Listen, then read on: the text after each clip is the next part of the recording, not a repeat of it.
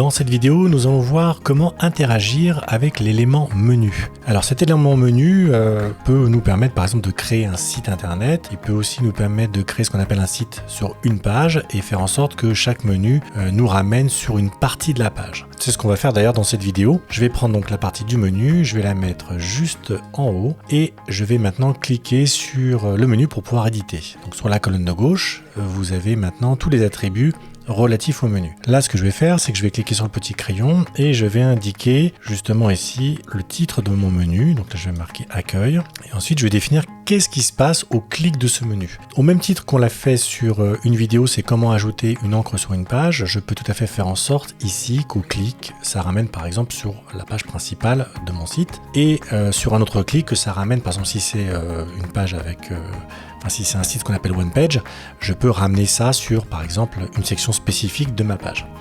Là, je vais rester comme ça et je vais pour l'instant le ramener sur l'accueil. Donc au clic, ça ramène sur l'URL de mon site. Ensuite, je vais pouvoir rajouter un autre menu et là ici, je marque offre de gestion par exemple. Et là, pour le coup, je vais garder le lien externe. Donc imaginons que je souhaite le ramener ici. Je vais cliquer sur l'élément et je vais récupérer l'identifiant HTML qui se trouve ici. Je remonte, je vais sur mon menu, je reclique sur le crayon. Je vais mettre un dièse avant, super important. Et ensuite, je vais coller l'attribut HTML pour qu'au clic, il me ramène directement à cet endroit. Je fais modifier. Vous pouvez, si vous souhaitez, modifier les éléments par un système de drag and drop, si vous êtes trompé, vous voyez. Si votre page est assez grande, vous pouvez créer justement des accès directs à vos sections. Ensuite, je vais mettre un style sur le menu. Vous pouvez avoir un menu horizontal, vous pouvez avoir un menu vertical, vous pouvez ce qu'on appelle avoir un menu burger, c'est-à-dire qu'au clic dessus, le menu va apparaître. Voilà, au clic, vous avez le menu qui va apparaître ici. Bon, maintenant, on va personnaliser un peu le menu. Alors, je vais revenir sur le style du menu en horizontal. Vous allez pouvoir choisir aussi une police. Vous allez pouvoir choisir la taille de votre menu. Vous allez pouvoir espacer aussi les éléments entre eux. Vous allez pouvoir choisir une couleur de texte. Vous allez pouvoir choisir une couleur de fond. Donc, ensuite, vous allez